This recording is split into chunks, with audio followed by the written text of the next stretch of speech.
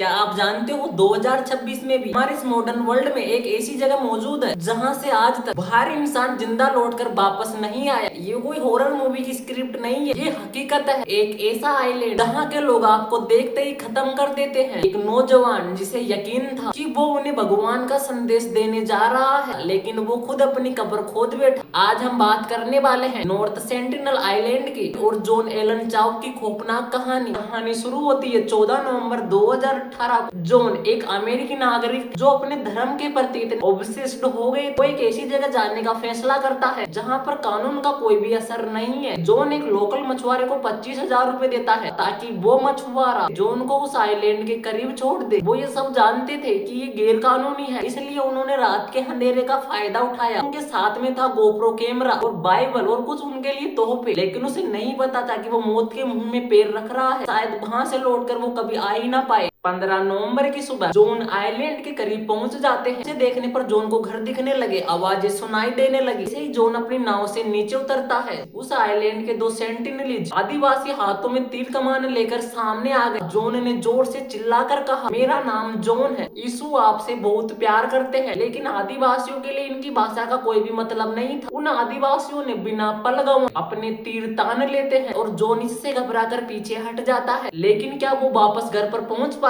बिल्कुल भी नहीं। जॉब्स का ऑब्सेशन पागलपन में बदल चुका था। अगले दिन फिर जॉन वापस उस आइलैंड पर गए। इस बार एक बच्चे ने सीधा तीर का निशाना जॉन की छाती पर चलाया, लेकिन जॉन की किस्मत अच्छी थी। वो तीर बाइबल पर जाकर लगती है। अगर तीर छाती पर लग जाती तो जॉन वहीं पर ढेर हो जाते। वो अपनी जान बचाकर वहां से जैसे तैसे भाग जाते, लेकिन जॉन हार नहीं मानने वाला था। 16 नवंबर को जॉन ने अपने परिवार को एक चिट्ठी लिखी और उसमें लिखा हुआ था, अगर मेरी जान चली जाती है तो वो इन लोगों को दोष ना दे। और इसके बाद में जो हुआ वो सच में रूह कपा देने वाला था। मछुआरों ने दूर से देखा, उस आइलैंड के सेंटिनलीज लोग जॉन की बॉडी को रेत में दफना रहे हैं। आपका एक सवाल होगा, ये लोग कौन है? देखो, 17,000 साल पुरानी उस सभ्यता 17,000 साल पुरानी उस सभ्यता के वंशज है जो अफ्रीका से माइग्रेट होकर आए थे। आज भी एंटोन एज में जी रहे हैं। ये लोग हमसे संपर्क करना नहीं चाहते। इस आइलैंड की एक ऐसी मिस्ट्री है जिसे आज तक कोई भी सुलझा नहीं पाया। क्या वहाँ पर जॉन का जाना सही था या फिर ये जॉन की एक बेवकूफी थी? तो सोचोगे क्या ये सच में इतने क्रूर है? इन्हें दया भी नहीं आती। देखो, असलियत में ये लोग सिर्फ अपनी सुरक्षा करते हैं। 1967 भारत सरकार ने इनसे संपर्क करने की बहुत कोशिश की। कभी इन लोगों को नारियल दिए, कभी सुअर। इन्हें आदिवासियों ने देखते ही मार दिए और रेत में दफन कर दिए। और 1981 में जब प्राइम रोज नाम का जहाज वहां पर टकराता है